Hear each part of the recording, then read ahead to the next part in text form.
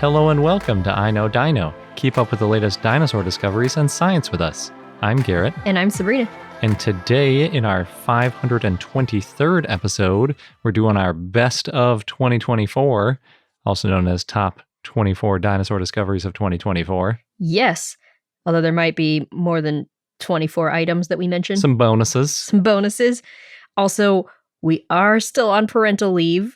We're expecting our second baby any day now, so we did record some episodes ahead of time because, well, we wanted to make sure that you still got your dino fix while we were out. Yeah, so that means that even though it's the top discoveries of 2024, it's sort of not including November and December. Right. We are up to date as of the end of October, except that I noticed right after we recorded our last October episode, a new dinosaur came out. Yeah, that happens. What we always do with our best of episodes is it's really the best of our show for the year, the things that we covered on the show, the things that we talked about and discussed, not necessarily the things that came out technically published this year versus last year, because there's always this oddball thing that happens with publications where it may say that the publication date is officially 2024, but it might be available online in its final version for the last 5 months of 2023. Or in a preprint, because we did cover one preprint, which we don't normally do. Yeah. But it was a cool one. And sometimes also there'll be something that comes out in late December that we don't end up covering until January of the next year. So there's always a little bit of wiggle room around the dinosaur discovery. So if you hear one and you're like, wait, that came out in 2023. Yeah, it happens sometimes. 10 out of 12 months, I think, is pretty good. Yeah. That just means the best of next year will have 2 extra months in it. That's what it means. Yeah, don't worry. We will be covering whatever new dinosaurs come out. Mm-hmm. Or came out, I suppose, in November. We will be catching up, for sure. We'll be catching up. So before we jump into all of that, we have a new patron to thank, and that is Rachoraptor. I really enjoy that name. Thank you very much for joining. And if you have joined since the end of October, you may not get a shout out for a little while because we have pre-recorded, like Sabrina was saying. But we promise, as well as including all of the dinosaur discoveries that came out, we will be shouting out all of the new patrons as well. And then rounding out our shoutouts, we've got Luke, Camatoris, Miriam, Cynthia, Elrex, Pada, Thane Spinolover, Darren and Miss Olive, and Toonrex. Yes, thank you so much for being our patron and supporting our show. And we really, really appreciate all your support, especially while we're taking some time off for our growing family. I also want to mention in this episode, we do have a new dinosaur of the day, Yinlong, one of the earliest known ceratopsians, because, well, I don't know how or why we started that tradition, but even though these are kind of recap episodes, we have always included a new dinosaur of the day.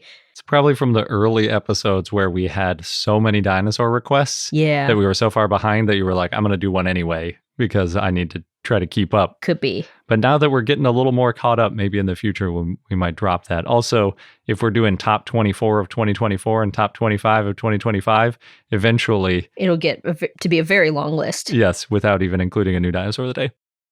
So back to our Patreon. A huge thank you again to all our Dino-It-Alls, and we hope that you have enjoyed some of the perks from this year.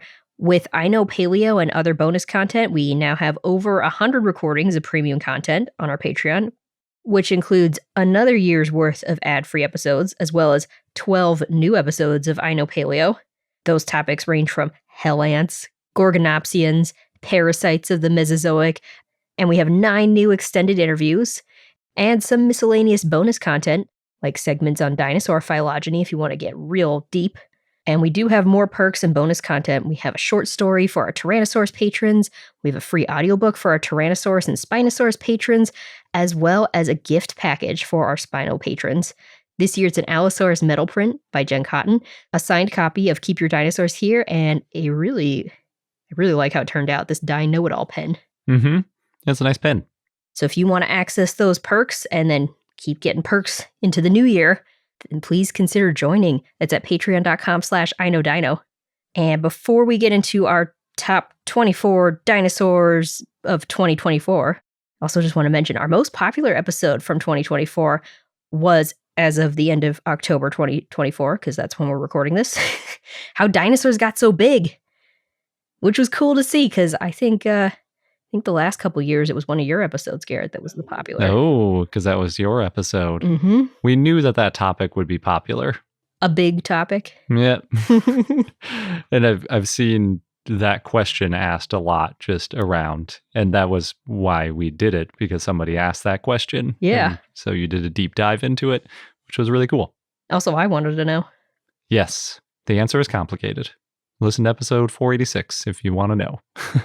And of course, there's a lot about sauropods. Mm-hmm. So this year, there were a lot of new theropods, which is very different from last year, because last year we called the episode The Year of the Herbivore. Yeah, I remember at one point when we were talking about the different discoveries and which ones we were going to cover, you said something like, were there any good sauropod discoveries this year? And we did find a couple that were decent, but not as good as the theropods. No, and not as good as sauropods in recent years, I don't think either. Yeah. How did it stack up to that ankylosaur, though? Which ankylosaur? I think there was only one ankylosaur. Oh, you're jumping way into it. Yeah. Oh, I am. I'm giving things away. I'm sorry. The ankylosaur, the best ankylosaur is way better than the best sauropod, I think. Well, let's jump in. I'm going to start with a theropod, because there's so many theropods. We've got, for 2024, Best New Tyrannosaur. This is a small tyrannosaur. Asiatyrannus. We covered this in episode 508.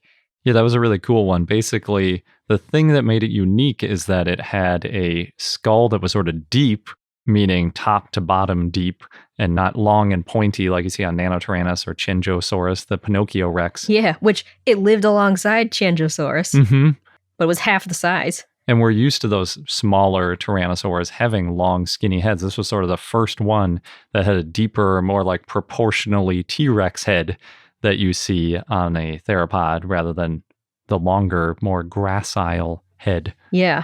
I think also just coexisting with a bigger tyrannosaur is interesting. And a bigger one that has a longer, skinnier head. Yeah. Really weird. Yeah.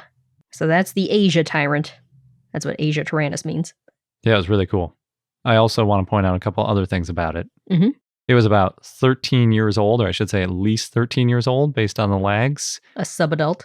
But not that young for a tyrannosaur, and it may have been closer to fully grown based on the lag spacing. Although I remember pointing out at the time, people have very much rejected that analysis when it comes to Nanotyrannus. Mm-hmm. So I'm still curious about how big this would have gotten if it actually was nearly done growing, or if it would have grown quite a bit more. We really don't know yet. That was a cool one. Mm-hmm.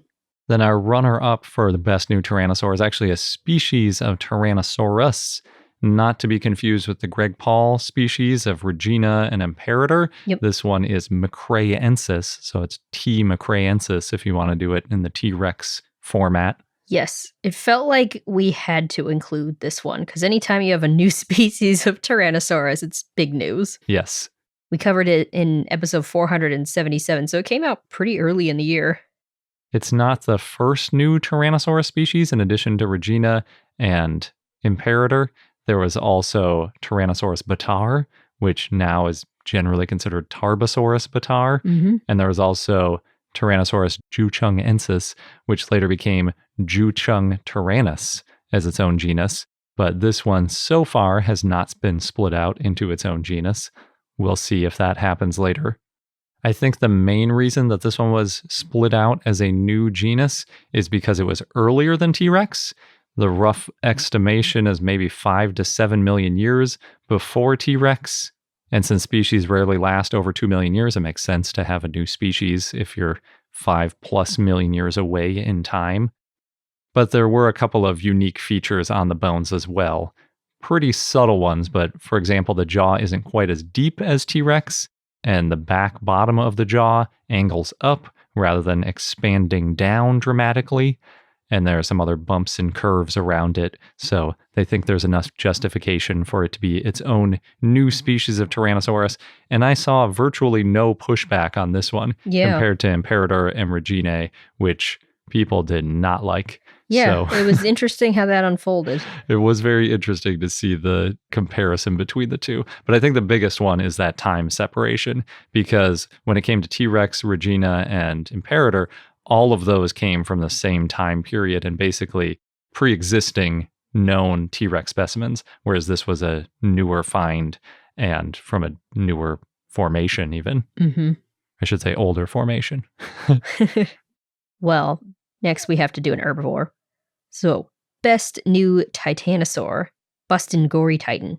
Although that one was named in 2023, but we covered it in early 2024. Yeah, because like we said, this is really the best of our year of dinosaurs. What's really cool about it is it's one of the largest sauropods ever found. It's estimated to weigh 74 tons or over 67 metric tons. They estimated the body mass based on the femur. And it helps show that sauropods getting so gigantic evolved many times. There's 5 titanosaurs that weighed over 50 metric tons. We got Patagotitan, Argentinosaurus, Notocolossus, Puertosaurus dreadnoughtus, and Bustingorrytitan now makes 6. It was also found in Patagonia. There are more too, depending on your interpretation. Yes. And your error bars on which ones you're saying are which sizes. But yeah, speaking of large sauropods, there we go. It was cool. And the thing that I think makes it the best new titanosaur of the year is the fact that it came with a partial skull. So there was a jaw with at least 12 tooth sockets, including 10 in situ teeth, which is not something you usually see with sauropod remains. A lot of times we're just finding like some vertebrae, a femur, things like that. But this has a lot more of the body. It has vertebrae and legs, but also feet, part of the pelvis. It's got arms, it's got shoulder, and it's got a jaw with it. So pretty cool. Yeah. And it's got those chisel-like teeth, which are always cool to see. Yes. We do have a runner-up or honorable mention for Best New Titanosaur. This one was published in 2024, and that's Qunkasaura. It's a pretty complete sauropod. Well, titanosaur sauropod. It's one of the most complete sauropod skeletons found in Europe. They found the neck, back, tailbones, part of the hips, parts of the limbs. And what makes it stand out, too, is the unique features in the tail. And it's a saltosaurid, which means it has osteoderms. Or maybe could have osteoderms. Yes, some of them do have osteoderms, but actually what makes a saltosaurid is details in their tail. I remember this one was fun, too, because the Sora part of the name is actually after a person, because it's Antonio Sora, or Saura, or maybe Saura. Yes, an important painter of 20th century Spain. It's just a fun thing that it's not named after it being a lizard, but instead is named after someone with Sora in their name. It's fun. It is. Up next, we've got the best new ankylosaur, which when we first talked about it, I said was a contender for best ankylosaur of the year. And it was the only one, I think, so it wins. Yes, it did. It was also just a really cool discovery. It's named Datai, which basically translates to a sensible and stable animal. It's one of those that was discovered during construction work. It was noticed after using explosives, so we don't know exactly where it was found because it was kind of found after it was exploded out and moved a little bit. But it probably wouldn't have been found if that hadn't happened. Very true. Also, by the time it was found, that area is now a buried construction site, as they put it. So can't really go back and do any investigating either.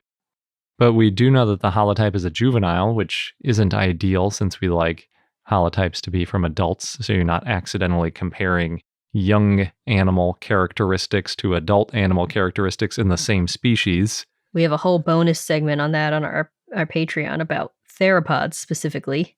Is that our bonus phylogeny episode? One of them, yeah. Spoilers. I don't think that's a spoiler.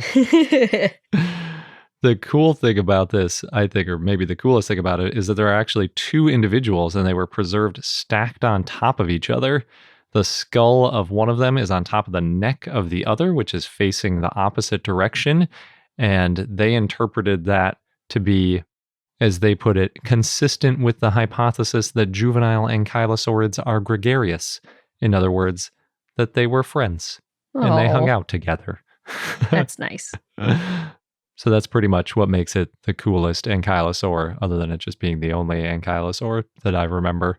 is pretty small. It's only about 2/3 the size of Jinyunpelta, and a display of Jinyunpelta in Japan estimated it at about 5 meters or 16 feet long, which would make Datai somewhere around 3 meters or 10 feet long, which is pretty cute and small.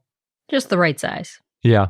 There was also a little bit of interesting pathology with them because there are some holes in the vertebrae which were interpreted as beetle burrows, possibly that they were foraging on the soft tissues after Datai died. It's not presumed that they were killed by like flesh-eating beetles or anything like that. Ooh, that'd be a way to go.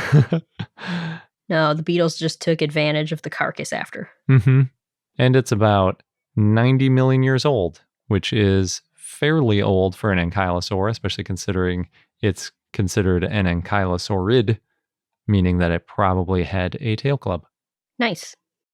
Next up is our best new abelisaur. Abelisaurs are pretty cool. Those are the ones that have extremely small arms that make T-Rex arms look large by comparison. Yes. At least most of them did. And this one was found from the late Cretaceous in Patagonia, as many of them are.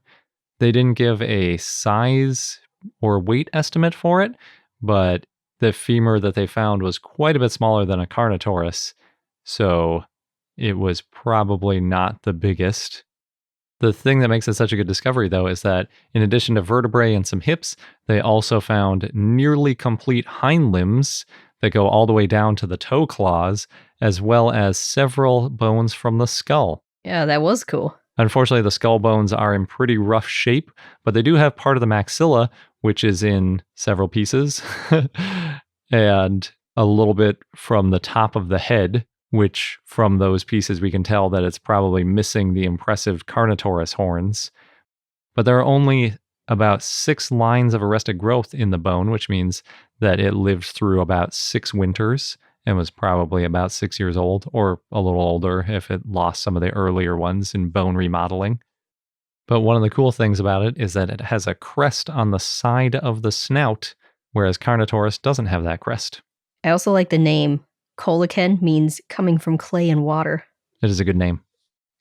Going back to the herbivores, there were some good herbivores this year too. Mm-hmm. There's the best new ceratopsian, and that is Lokiceratops. That mischievous one. It is named after Loki. I don't think they named it after Loki for being mischievous. They just said that it refers to the god Loki from Norse mythology, and then Greek for horned face with ceratops. If I remember correctly, it's because of the way the horns looked. Yes. They made a comparison to it's sort of this asymmetrical horn situation it's got going on. And it does have some really big, impressive frill ornamentation. To me, it looks kind of like a center part hairstyle, but it is a little bit off center, or maybe not off center, but off symmetry. One of them's a little higher than the other side. A little askew. Mm-hmm. They did find more than just the skull. They got a good skull out of it, but they also got some vertebrae and shoulder and most of the hips. The hips are actually really impressive because they have 10 sacral vertebrae between the hips that are all sort of fused together as you get in the sacrum. It also probably lived alongside Wendyceratops, Albertoceratops, and Medusaceratops, as well as the Chasmosaur Judyceratops. So there were quite a few ceratopsians going around in this formation, and all of the dinosaurs were found really close to each other as well. At the time I put it as within a day's walk, probably about 10 kilometers or 6 miles radius between all of them. And what were they all doing together? Yeah. I mean, presumably eating different things and doing different stuff so that they weren't competing too much. Yeah. But this one's pretty cool. The skull is about 1.7 meters or 5 feet long, and one estimate put the whole animal at about 22 feet or 7 meters long and weighing about 5 tons, which isn't huge for a ceratopsian, but it's pretty big. And that skull is fairly large too for a really heavily ornamented one. It's also about 78 million years old from the Judith River Formation, in case you're wondering which formation it is that has all of these dinosaurs. Specifically, too, Lokiceratops was found near the border between the US and Canada. Seems like almost every year there's a new ceratopsian found with some cool new head ornamentation. Yeah. What's it going to be next year? Next up, we have best new, maybe probably burrowing dinosaur, which is Fona. This one was really cool. It's closely related to Eryctodromaeus, which we know was a burrowing dinosaur, although that's not even, well, that's kind of the reason they think it was burrowing, but it's more like it has all these features and that's how they know it was closely related. It was small and herbivorous. It's been compared in size to like a large dog, about 7 feet long, but you think a lot of that would be tail. And they found multiple individuals in what's probably a burrow, although the burrow hasn't been identified yet. But there are burrows found of Eryctodromaeus nearby. So that's why I say maybe probably did burrow. Yeah, sort of like piled up on top of each other. But it's also got the large biceps, the strong muscle attachments on the hips and legs, fused bones along the pelvis. These are all things that would have helped it with digging. And its legs were proportionally larger than its arms, and the legs and the feet being robust, that would have helped it kick dirt out of the burrow. So it's pretty cool. I also like the name. It means the origin. But there's kind of a long explanation to go with that name, so if you want to listen to that, episode 506. Which, speaking of that episode, because there were so many new dinosaurs, especially around the summertime, it seemed like 2 or 3 a week were coming out, so we were covering a bunch in the same episodes. And in that same episode, we also talked about what's our 2024 best new ornithopod, and the most complete one found in the UK in 100 years, Comptonatus. It was an iguanodont. The last most complete new dinosaur found in Britain was in 1914. That was Mantellosaurus. So that alone makes it a pretty cool find. Yeah, not a lot of times do we talk about a dinosaur that's the most complete in any category over a 100-year time span. Yes. So the nearly complete skeleton includes the skull. The bones are crushed and heavily pyritized, so they're shiny. But that does mean it's hard to see some fine details like muscle scars. And it is missing some parts like the left humerus or upper arm bone. But they, for the most part, found most of the skeleton, including 40 tail bones, the caudal vertebrae. That's so cool, because almost always with length estimates, it's like you find 5, 10 vertebrae, and then they try to extrapolate out. We think the tail was about this long, but if you find 40, you can get a much better estimation at the total length and size of the animal. Yes. Although they said they might be missing a bone or two at the tail. Yeah, that's not so bad. And in general, iguanodonts aren't that well preserved, so this find helps show a lot of things, like just them being more diverse than we thought. It's also known for having a really large pubic hip bone that's been compared to the size of a dinner plate, just to give you an idea of how big this dinosaur was. I think that was like the end on it, right? The boot. Yeah. Yeah, so it was a really cool find. All right, we did say this was the year of the theropods, and then we went into a whole bunch of herbivores. But going back to the theropods, for this year's best new theropod brow. Very specific category, because we had a lot of good theropods. And that's what this one is known for. We have Alpkarakush, which was a large theropod. So they did find vertebrae, parts of the shoulder and arms, most of the hips and legs, but they also found the skull bones. And it's described as having this distinct quote-unquote eyebrow, because it's this protruding, wrinkled eyebrow on the postorbital bone. That's the bone behind the eye socket, which shows that there was a horn there. Yeah, they also found 2 of them, which is really cool, because there's the holotype, which they think was about 17 years old, or obviously could be a little bit older, as is usually the case. But then there's also a smaller one. Yeah, it was smaller by like 15 to 20%. So that one might be a little younger. Yeah. And it's estimated, to give you an idea of how big it got, it's estimated to be about 23 to 26 feet or 7 to 8 meters long. The other really cool thing about it is that it was found in a place where we don't find a lot of dinosaurs, which is in Kyrgyzstan. But apparently there are a lot of good dinosaurs to be found there. It's just a little tricky to get in there and do research, and there isn't a big paleontology community at the moment. But maybe that will change if there's more cool discoveries like Alpkarakush. Yes. Maybe Alpkarakush is the push that they needed. I was going to say, maybe the eyebrow will draw people in. Then we've got Best New Sauropod Vertebra. It's a little nod to Sauropod Vertebra picture of the week. Yes. This one comes from Sidersaura. The star lizard. Yeah, because cider means star. And that's because when you look at the hemal arch of Sidersaura from the front or back, it looks a lot like a star. The hemal arch, just as a reminder, are these things on the bottom of the vertebrae that hold a lot of blood vessels when they're live. Now they're just pieces of bone. But it looks pretty cool on Sidersaura. Very cool looking vertebra, have to say. Mm-hmm. They did find several bones from a total of 4 individuals. They were actually found at the same time as the huge theropod Meraxes gigas, which was, I guess, more exciting because they worked on those first. Also, maybe smaller bones and easier to work on. But in addition to the backbone, they did find some other cool stuff, like the top of the skull and the scapula, as well as a little bit of the foot and some claws. So overall, really not a bad find. It's just that vertebra is the real star of the show, you might say. And it's from Argentina. We also have an honorable mention that's related to Sidersaura for rebbachisaurid sauropod. Cool finds. Oh yeah, I didn't mention that Sidersaura is a rebbachisaurid. Yes. I think originally we might have called it the best new rebbachisaurid, but then I decided to focus on the vertebra for some reason. Well, this one was closely related to Sidersaura, Campananeyen. And this dinosaur had extreme pneumaticity in its skeleton, which means there were a lot of air sacs, like in the hips. There were air sacs that invaded and provided resistance to support the forces of the muscles. And the hips are important for muscle attachments. But since it's so thin, it might have needed some structure to help it so those muscle forces didn't collapse the bone structure of the hips. So that's a bit of a mystery. But the holotype also includes a brain case in part of the skull, which I think brain cases are not, well, they're definitely not common for sauropods. Yeah. I'm hesitant to say rare because I feel like depending on who you talk to. Yeah.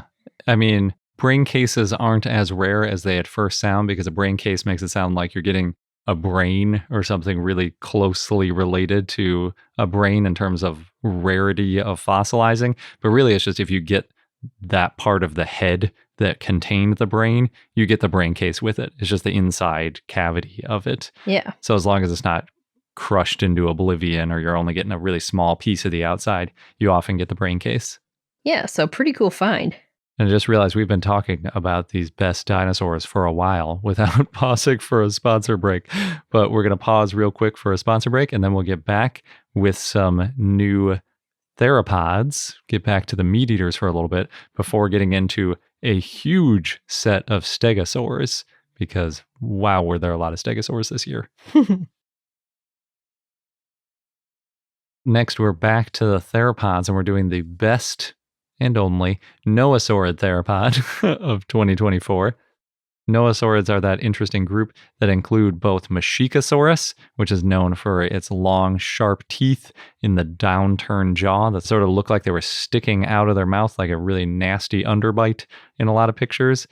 And they also include Lemusaurus, which lost all of their teeth as adults. So a very weird group of dinosaurs, especially when you're looking at their mouths. This new noasaurid is named Kiyacursor longipes. Longipes meaning long foot, which is kind of fun. And then Kiyacursor refers to the Kia River and runner. It was found in what's now Western Siberia, Russia. And it's actually the first ceratosaur from the early Cretaceous in what is now Asia, and shows that there were ceratosaurs 40 million years later in Asia than previously thought. So that's pretty cool. That is pretty cool. It's also one of those where it had been found a while ago, and it just took a while to get a name. But it was medium-sized at roughly 2.5 meters or about 8 feet long. And it was at least 4 years old, I would say. Because they said they found up to 4 legs. So maybe you could say 3 and a question mark fourth.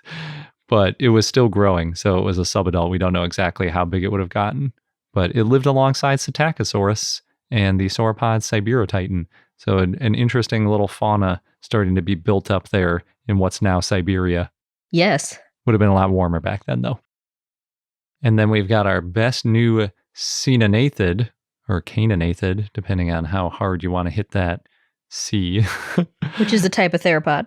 Yes, caenagnathids are theropods. This one's named Eoneophron. I like the rhyme element. It is a fun name to say. Reading it is a little odd looking, because it's a lot of O's in it, a lot of vowels in general. But the name is pretty fun because if you remember Anzu, the dinosaur, it means, or it was nicknamed, chicken from hell. And Eoneophron builds on that because the genus name Eo means dawn. And then the Egyptian vulture Neophron is sometimes referred to as the pharaoh's chicken. And the species name is Infernalis, which basically means hell in Latin. So when you put it all together, it could mean the pharaoh's dawn chicken from hell. Ooh, it's quite a name. It is. It's a really cool name. And the reason that they picked that name is because it was found in the same formation as Anzu, and for a while it was thought to be Anzu, but then they found enough differences in it where they consider it now to be its own genus, and they decided to sort of lean into that chicken from hell nickname that Anzu had and apply it to this new dinosaur. It is smaller, though. It's estimated to be somewhere in the ballpark of about 80 kilograms or maybe 180 pounds, whereas Anzu was more like 200 to 350 kilograms, which is more in the 450 to 800 pound kind of range. So quite a bit smaller, but even on the light end of its estimates, Eoneophron would have been about the size of an ostrich or bigger. So not small compared to today's largest bird, but just small compared to Anzu, I guess, and definitely small compared to some of the other stuff going around at that time because it was in the Hell Creek with T-Rex. Yeah. Hard to beat T-Rex. Yeah. Unless you're a sauropod. Keeping with our theropod theme, we've got best new sleeping dinosaur, the troodontid theropod, Hypnovenator. This one's cool for a number of reasons. The name means sleep hunter, and it's because it was found in what looks like a sleeping position. Its left arm was folded at an angle at the elbow and wrist, and both ankles are folded. And the way it was buried makes it very well preserved. It's also cool that it was named from Japan because there aren't a ton of theropods named from Japan. Yes. This one, I believe, is the only troodontid name from Japan. And like many fossils, we've already talked about one on this episode, it was found during construction, in this case, of a public park. They actually found the heel a year later, so it's nice they were able to find another bone. Yeah. And it had some mosaic features in its feet for grasping and running, so it might help show a transition for later troodontines being better runners. That's the venator part. Yes. So you've got a part for the hypno that it looks like it was sleeping, and it's got some running adaptations for the venator. Although I guess that's not running, that's hunting. But yeah, presumably you have to run to hunt. I think that's more it being a troodontid. Oh, that's true. But yeah, sleeping dinosaur. Careful though, it's still a hunter. The sleep hunter. Yes. It also sounds kind of like a monster, like Freddy Krueger style. To hunt you in your sleep. Yes. In your dreams. Maybe that'd be a dream hunter more than a sleep hunter. Yeah, sleep hunter sounds more like it could be sleepwalking and hunting. That's true, it does. Like not a very effective hunter. Or it's so effective it could do it in its sleep. We're going to switch gears a little bit to herbivores. This one's most basal rhabdodontomorph ornithopod. That's a mouthful. It's the most basal in its group. It's Abelisaur. Maybe you recognize that one because we talked about it fairly recently. Yeah, the cool thing about this one is that they found partial skeletons of 2 individuals, and that it's pretty well documented overall. It's also the first recognized rhabdodontoid ornithopod from South America. This is a group of herbivorous dinosaurs. They're known for their spade-shaped teeth, uniquely shaped femur, humerus, and ulna, so thigh bone and arm bones. And if you want to picture one, think like Zalmoxes from Prehistoric Planet. Yeah, rhabdodontomorphs, or rhabdodontoids, are cool-looking dinosaurs. They don't get enough love, like most ornithopods. And this one had wide, strong feet. That's good. It's good, yeah. Probably not running particularly fast, but it's an herbivore. Yeah. Needed to focus on eating and growing. Then we've got best new Sidersaura, and maybe best name, Gondwanax. And that's because, yes, we are, for now, counting silosaurids as dinosaurs. Yeah, I think it's fun, at least for now. Not committing to the future to include silosaurs every time there is a new silosaur in our best ofs. Depends what the phylogeny papers say. As a reminder, silosaurs are this group of Triassic quadrupedal dinosaurs, for now, that sort of fill in the missing piece of where were ornithischians during the Triassic, because before we only really had them starting in the Jurassic, but we presumed that the first ornithischians should have been around in the Triassic, and maybe silosaurs will help fill in that gap. Yes, and this one, Gondwanix, lived in the middle to late Triassic in what's now southern Brazil, so it lived about 237 million years ago. It's one of the oldest known silosaurids. And it's the earliest silosaurid with a sacrum with 3 vertebrae in between the hip bones, because usually that's in later, more derived silosaurids, and the earlier ones usually have 2, which isn't very many for a dinosaur. Mm-hmm. And then as for the name, Gondwanix, that means Gondwana King or Gondwana Lord. So it's ruling over its fellow silosaurs? Or just Gondwana in general. Oh yeah, there we go. That's more lofty. Yeah. Although there were way bigger, tougher things around at the time. It did what it could. Yeah. All right, this next grouping, we found when we were going through our notes that there were a number of new stegosaurs named, and it seemed like we needed to mention that. Yeah, so we've got the most expanded dinosaur group, which is Stegosauria. At the beginning of the year, there were only about 25 known Stegosaurian genera. And now at the end of the year, we were up to 28 or 29, depending on how that preprint turning into a full print goes. There might be more, too, since we're recording early. That's true. So even if it's only going from 25 to 28, that would mean that over 10% of all known stegosaur genera were named this year, which is a large number, 1 in 10, considering how many years stegosaurs have been known, well over 100 years. So we've got Thyreosaurus, which is a really interesting name because it's stegosaurs and ankylosaurs are part of Thyreophron. Mm-hmm. Thyreophora. Yeah. And I think that one is a pretty early one, which is why they did that more basal sounding name. Right. It lived in the middle Jurassic. It had these thick osteoderms. They were up to 4 centimeters or over 1.5 inches thick. And they ranged in shape from like kind of egg shaped to subrectangular shaped. And they also lay flat on the body. They weren't standing erect. Yeah, so it does sound kind of like a combination of an ankylosaur and stegosaur. Although I think some details about like the shape of the ribs, like they looked not like a wide, flat body like you get on an ankylosaur. And then some other details made them name it as stegosaur rather than just a generic Thyreophoran. And we've got Baenosaurus, which was also Middle Jurassic, and also had features of both early Thyreophorans as well as the early diverging stegosaurs. So maybe it's really the year of the early stegosaurs. Well, at least these two are. Yeah. They only found a partial skeleton, including part of the skull and jaws, and a neck bone, backbones, and tailbone. So it's not too much to go off of in terms of what it looked like, but they do think it was probably an adult, based on some sutures being invisible on the back vertebrae. Yeah. And with stegosaurs, they seem to be so uncommon in the fossil record that a lot of times when you find it, it's the first time you've seen one in that formation. Mm-hmm. So you can name a new genus because it's like, well, there's nothing remotely near this time and place. So sure, we could name a new genus. Then we've got our preprint stegosaur. I'm not sure how long it'll take to get peer reviewed. Maybe it'll be fully peer reviewed by the time this episode airs. Maybe. That's Angustengui. Is that the one with oddly shaped feet? It is. It's kind of the thing that it might be known for. This one lived in the late Jurassic, so it's a little later on. And it's those claw-shaped unguals that make it so unique. Its genus name means narrow claw.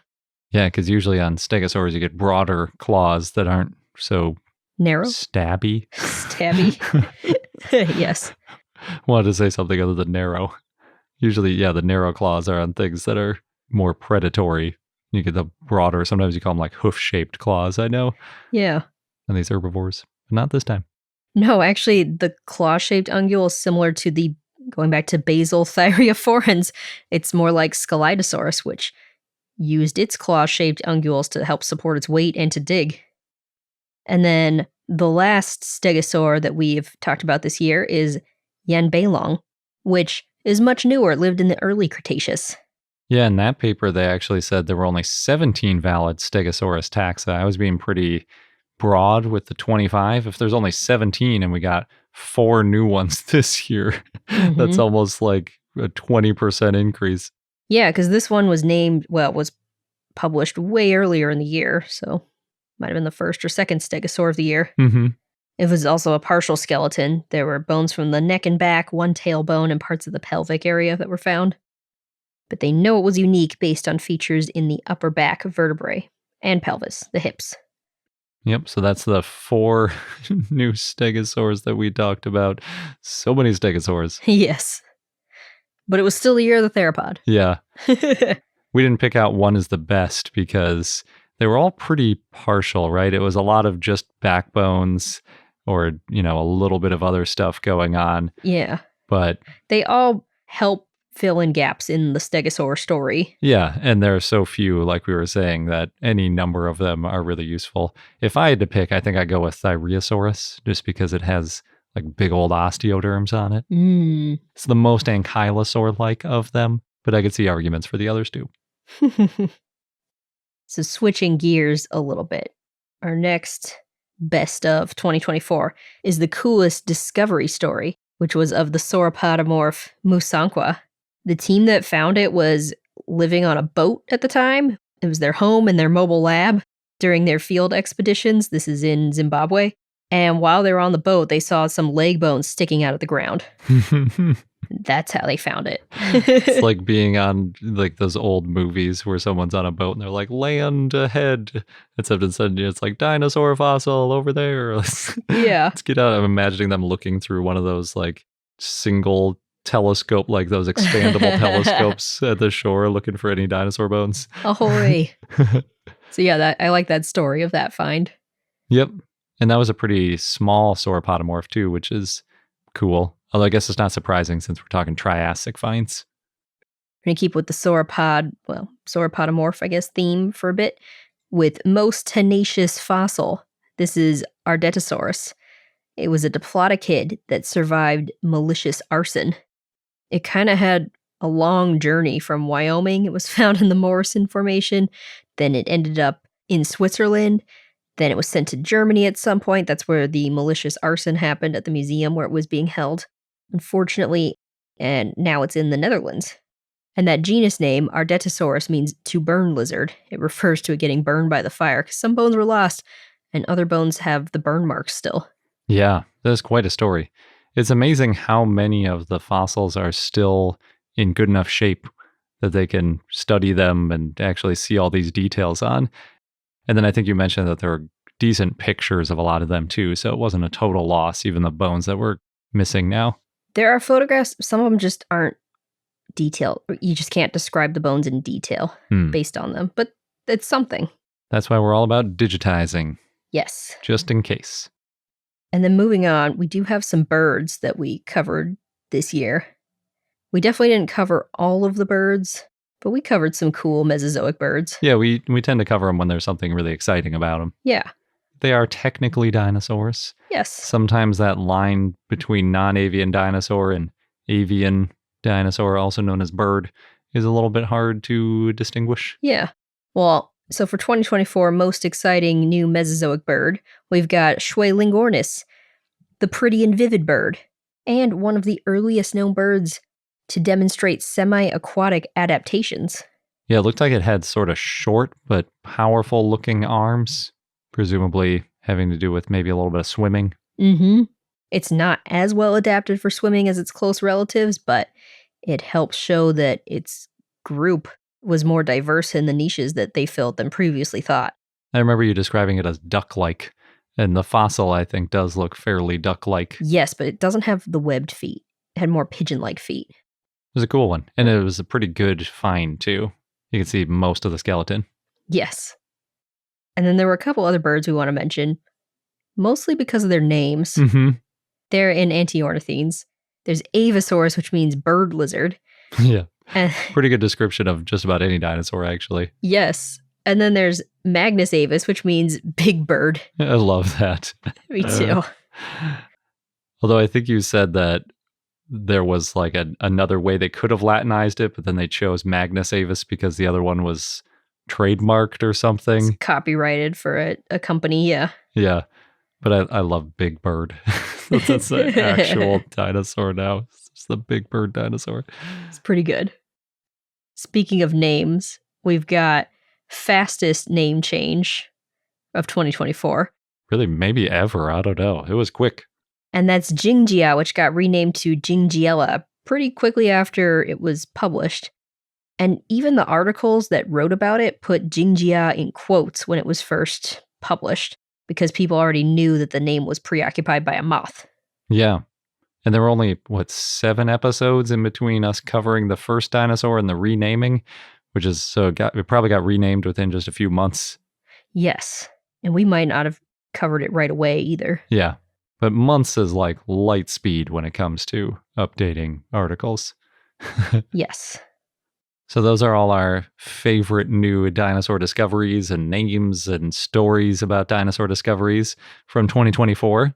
Definitely a lot of cool ones in there, both herbivores and carnivores, I will say. Yes.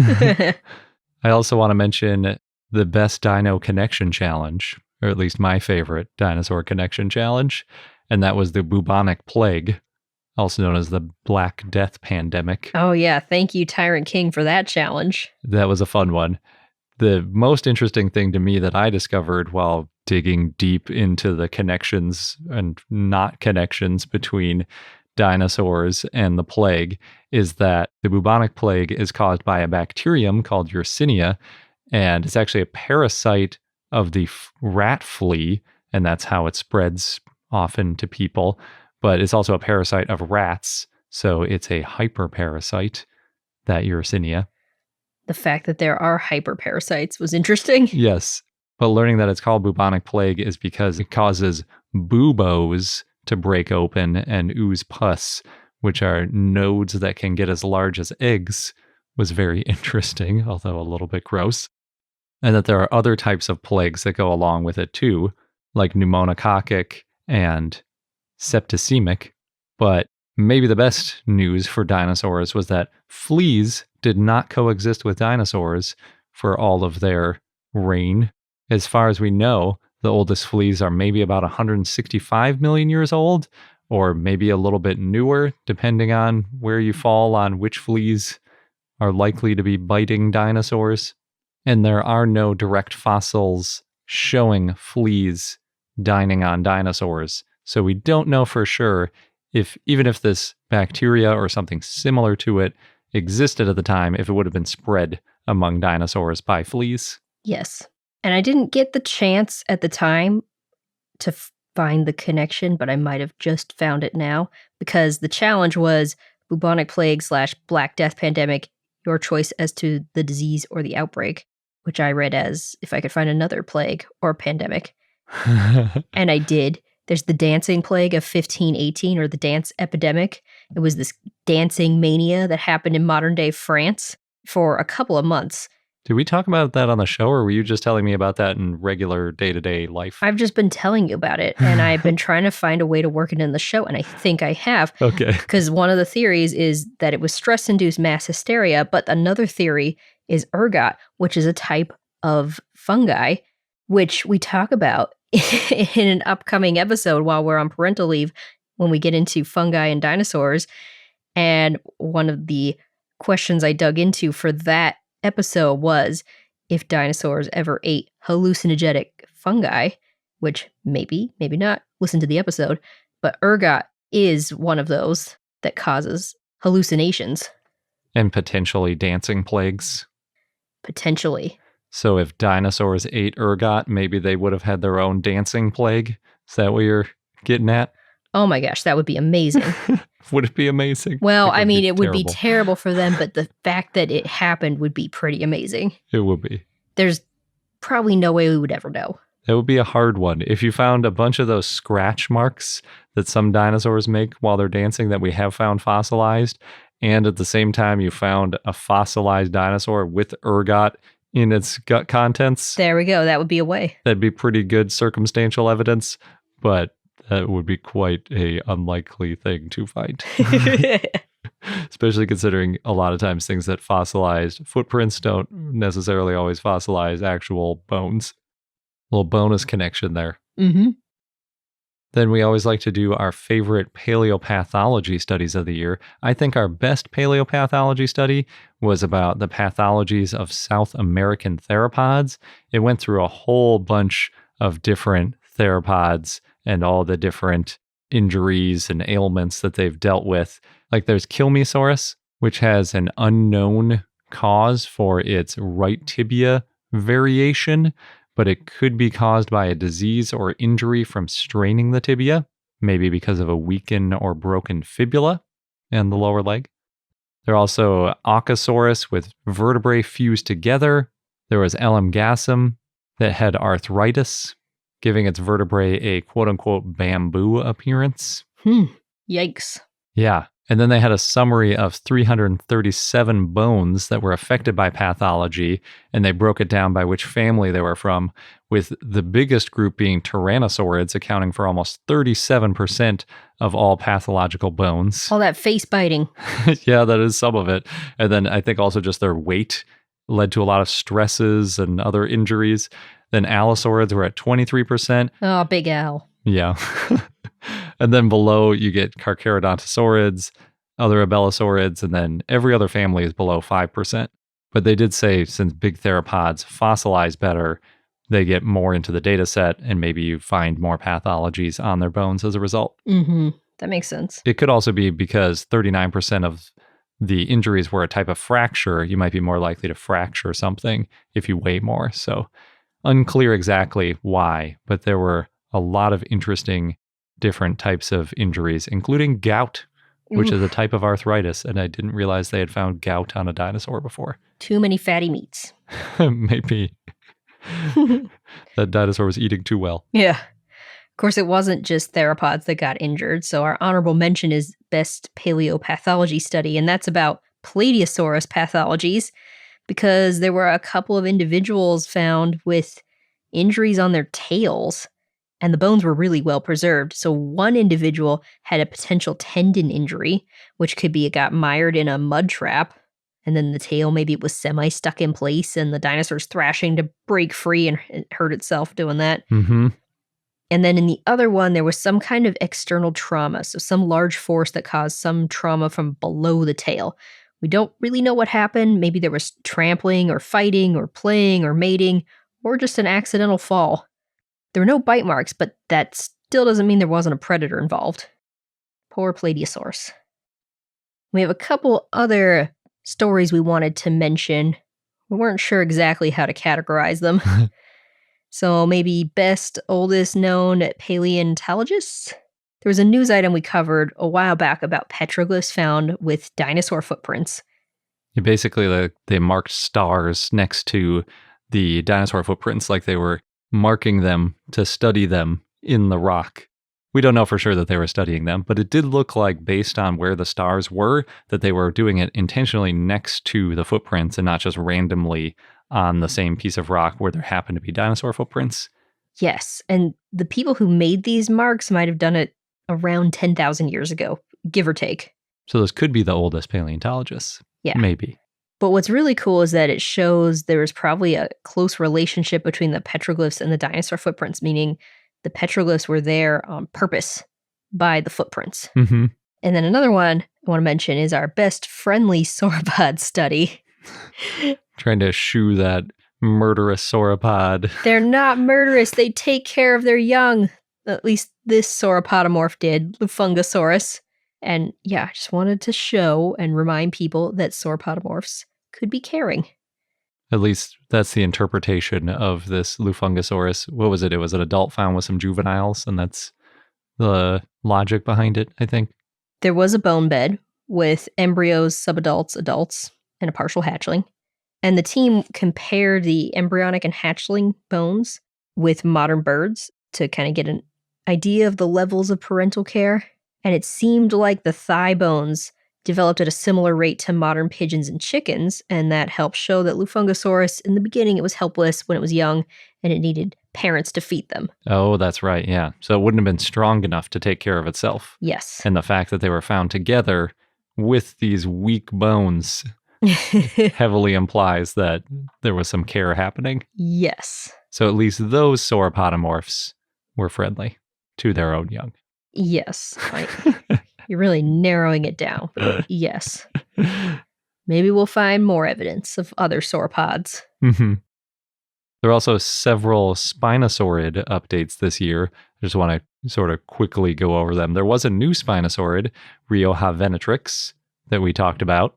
It's actually the 5th Spinosaurid named from the Iberian Peninsula, because there are quite a few of them over there at the moment. Unfortunately, they don't have any of its head, but they did have a few other bones, and they were unique enough that they decided they could name their own genus. So now there are 5. Mm-hmm. There were also studies on Spinosaurs diving or not diving, and their ability to hunt in the water or out of the water. Also details about skull shapes of Spinosaurus and how that may show whether or not they were in or out of the water. That one didn't really clear things up. No. And that Spinosaurs had skulls and teeth that would have allowed them to go after large prey, which was a cool one. That was a pretty recent one. So it was still a lot of sort of back and forth. None of them really nailed down exactly how Spinosaurus or Spinosaurs in general would have behaved, but there's just a lot of research ongoing with Spinosaurs. I think that's how it's going to go for a while. Need more fossils. Mm-hmm. It's a lot of people working with very limited data trying to make their inferences. There were also a few updates to tyrannosaurs. The most exciting one, I think, is that there were some tyrannosaur gut contents. This came out of a juvenile tyrannosaur, estimated to be in the ballpark of 5 to 7 years old. It was a Gorgosaurus. It was probably about 4 meters long and weighed maybe around a half a ton or a little less. Much smaller than an adult Gorgosaurus, which is more like 9 meters and 3 tons. Really, this juvenile was roughly the same size as a Utah raptor. You could think of it that way. But the cool thing is, in the gut contents, they actually found dinosaur remains, actually 2 dinosaurs. They're both identified as the Oviraptorosaur Cytipes or Chitipes. Based on the position in the guts, they say they were, quote, consumed in 2 separate feeding events. Both of those in the gut contents were probably under 1 year old, so they were not the biggest dinosaurs, and Cytipes already was kind of a small dinosaur. But they could tell they're under a year because they don't have any lags or those lines of arrested growth in the bones. And Gorgosaurus also didn't eat the whole animal. It only ate the legs, which is a little weird. We don't know if it's because the rest of the dinosaur had already been eaten, or maybe the leg had a good amount of meat that it was going for, or maybe in a very crazy hypothesis, it just snapped off a leg and couldn't manage to get the rest of it and it hobbled away. That almost certainly didn't happen. But it's just really interesting to see that we have an actual confirmed piece of evidence of a tyrannosaur eating another dinosaur in gut contents. I guess it happened once before because there's a 2015 study that showed a Daspletosaurus with a vertebra from a juvenile hadrosaur in its stomach. But it's also a good example. The 2 that we have are both T-Rex, or not T-Rex, neither of them are T-Rex, tyrannosaurs eating juvenile dinosaurs, because a lot of times when people are talking about dinosaurs eating each other, you're imagining 2 adults going after each other. But this was good evidence of, no, you go after the babies if you can. They're a lot easier pickings. Safer. Yep. We also did a deep dive into Nanotyrannus and the state of that debate. I'm not going to get into it now because it's too much. Episode 478 if you want to listen to it. Exactly. And we also did another deep dive into T-Rex intelligence in episode 493. There's been some back and forth on that one. The moral of the story there is it was probably not nearly as intelligent as a baboon, which had been previously reported. Probably closer to something like a bird or an emu or ostrich. I mean, those are birds, but... Yeah, still pretty intelligent. Yes. It would still know you were there even if you were standing still. Yes. So we have started our episode with tyrannosaurs and ended with them. I guess theropods, if I'm going to keep with the theropod theme. But yeah, tyrannosaurs are theropods. We're going to get into our dinosaur of the day, Yinlong, in just a moment. But first, we're going to take a quick break for our sponsors. And now we'll get into our Dinosaur of the Day Yinlong, which was a request from Paleo Mike 716 via our Patreon and Discord, so thank you. It was a ceratopsian that lived in the late Jurassic in what is now Xinjiang, China, about 161 to 155 million years ago. It was found in the Shishugo Formation. It's one of the earliest known ceratopsians, and it's the first unquestionable Jurassic ceratopsian species. Like definitive, unquestionable, all the adjectives that get thrown in to make this find the really important one, according to the authors. Yes. We did mention it briefly in our milestone episode, 450, our celebration of ceratopsians, but it was worth going into much more detail because I think we only talked about it for less than a minute. It was small. It was about 3.9 feet or 1.2 meters long and weighed up to 22 pounds or 10 kilograms. It also probably walked on two legs and had shorter arms and long legs. Its arms were less than 40% the length of the legs, which is why we think it walked on two legs. It had long, robust legs and shorter, more slender arms with 3 fingers on each hand. It had a deep, wide skull. Its skull was proportionally larger relative to its body. It's larger than most ornithischians, but smaller than other ceratopsians. It didn't have a frill, it didn't really have horns. There is another ceratopsian that lived around the same time and also didn't have horns. That's Hualienceratops, which was named in 2015. Yinlong had a small rostral bone at the end of the upper jaw. It's that beak at the tip of the snout. And that's what makes it a ceratopsian, because surprisingly, it doesn't have to do with the frill or the horns. Yeah. I mean, I guess we should know that because there are the little ceratopsians that don't have frills and horns. But the name, ceratopsian, yeah, it's all about the horns. Well, this one is a little one that didn't have frills or horns. The type species is Yinlong downsai. The genus name means hidden dragon, and yes, it does refer to the movie Crouching Tiger, Hidden Dragon, because a lot of that movie was filmed in Xinjiang near where the fossils were found. Oh, that's interesting. The species name is in honor of the paleontologist William Randall Downs III, who often took part in paleontological expeditions to China and who passed away the year before Yinlong was found. And those fossils were found in 2004, and then Yinlong was named in 2006 by Xu Xing and others.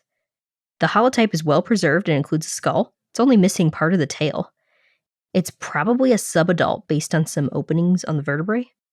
7 gastroliths were also found with the holotype, and they were about 1 to 1.5 centimeters in diameter, or roughly half an inch, and they were exposed within the rib cage, and they were proportionally large relative to the dinosaur's body size. So that means it would have swallowed gastroliths to help it digest plants. Now, Yinlong had a mix of features. There was some ornamentation at the back of its skull, which before it was thought to be a thing only pachycephalosaurs had. As a side note, ceratopsians and pachycephalosaurs, they're part of the same clade of ornithischians called marginal cephalia. And so Yinlong helps show that pachycephalosaurs and ceratopsians are indeed part of that group. It also helps show that later ceratopsians lost a lot of those marginocephalian features and evolved their own features early on.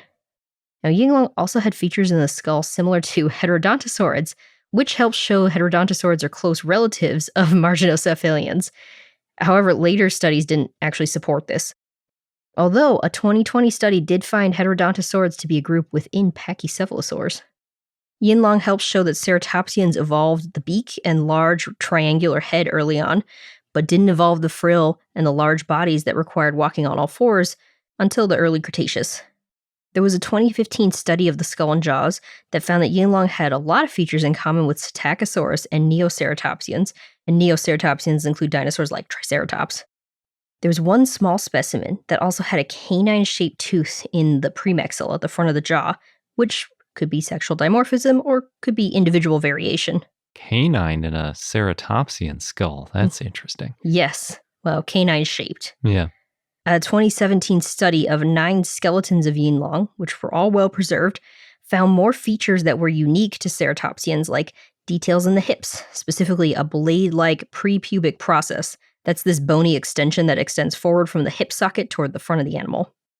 Yinlong lived on marshland near a small mountain range with volcanoes. Some other dinosaurs that lived around the same time and place include, well, there's the ceratopsian Hualienceratops, as well as the stegosaurid Jiangjunosaurus, sauropods such as Mamenchisaurus, and theropods including the toothless Lemusaurus and the tyrannosauroid Guanlong. Some other animals that lived around the same time and place include pterosaurs, crocodilomorphs, early mammals, and turtles.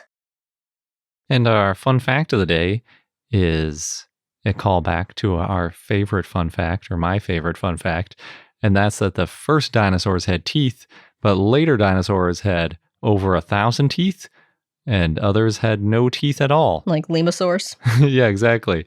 And some of the dental batteries that you find, and some of the titanosaurs and ornithischians. My favorite fun fact, which I guess is the runner-up since I'm going next.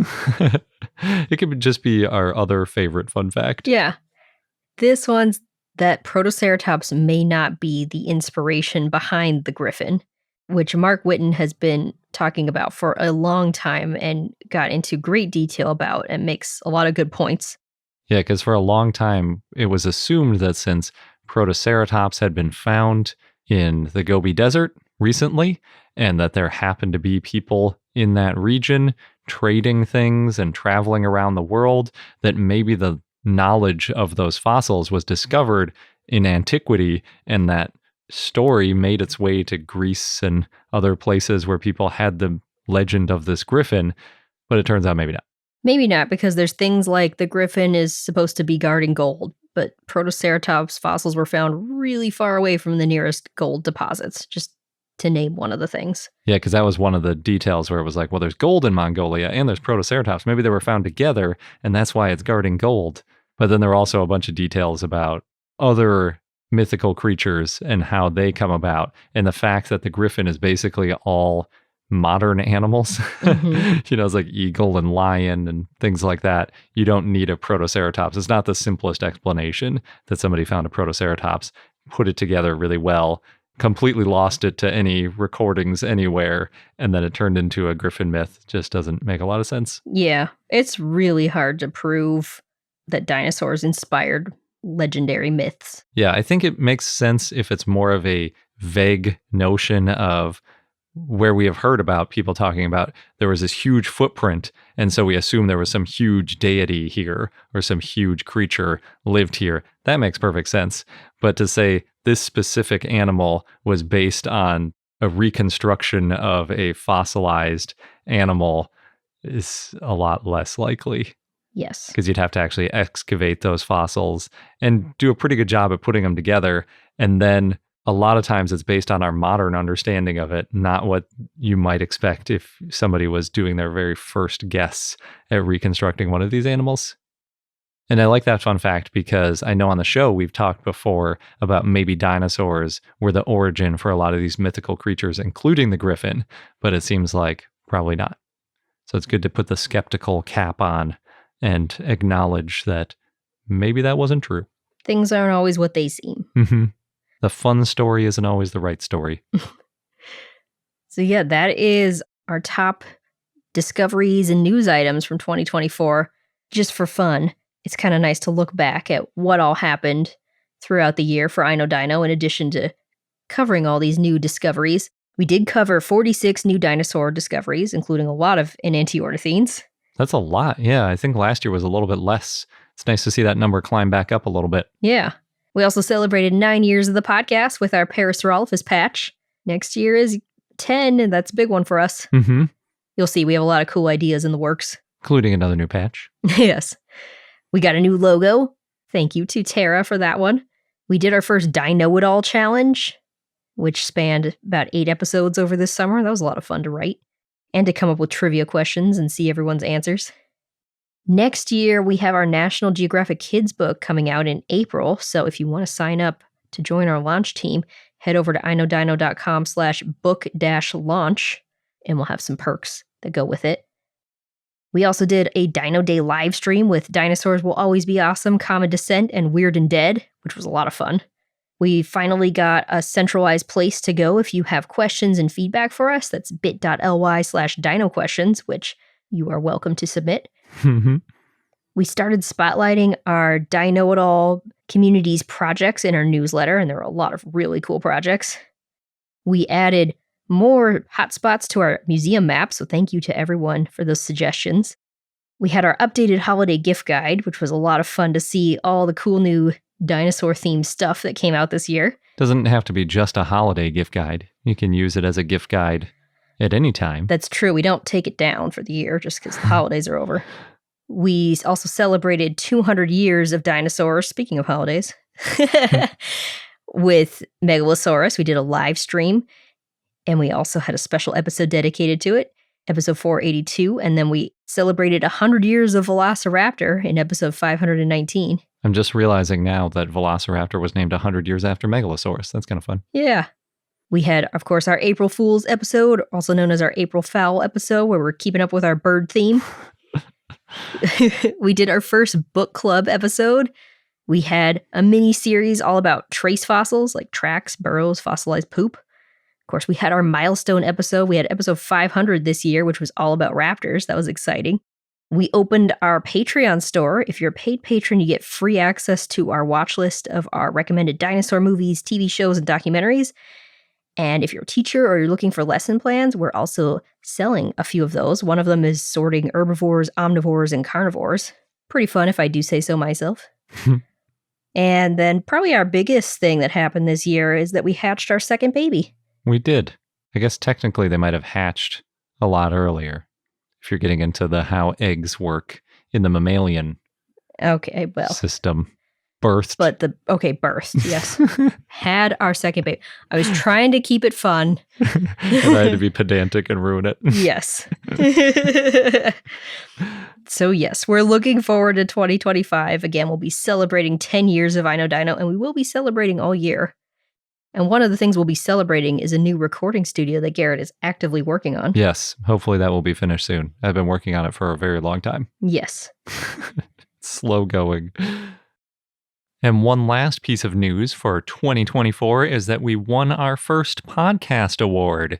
We got the Hubstopper 2024 award for Best Science and Technology Podcast. Yes, so thank you so much to our listeners who you guys have made this possible, and we appreciate our community and everyone who likes this show. Yeah. Thank you all for listening to us for the last 10 years and helping us reach that really cool milestone, because we've wanted to be a quote-unquote award-winning podcast for a while, and now we can officially say it. There's also some other upcoming dinosaur things we're excited about for 2025, including Jurassic World Rebirth coming out in the summer. We're also going to see what happens with those two big controversial abstracts from SVP, the new Spinosaurus species, and the Saurophaganax disappointment of it maybe being a sauropod. There's also the Teen Rex, which is on display at the Denver Museum of Nature and Science while it's being excavated, that hopefully we'll find out more about next year. And of course, the ongoing preparation on the dueling dinosaurs in North Carolina, which is that Tyrannosaur and ceratopsian possibly preserved mid-battle. Oh yeah, that'll be exciting to see. Yeah, so a lot of cool stuff coming up in 2025. Yes. So thank you so much for listening. Stay tuned. Our next episode will be all about dinosaur dancing and movement to kind of kick off the new year. The dancing fever or dancing hysteria. I was thinking the new year is when people often like to dance, get more fit and exercise. And yeah, also dance New Year's Eve. So that's true. That seemed fitting. But sure, we can link it back to a plague. You make it sound like I'm making it depressing. And if you want access to any of our bonus content or our Discord channel where you can connect with fellow Dino-It-Alls and a bunch of other perks, then please join our Patreon. That's patreon.com/iknowdino. Thanks again, and until next time.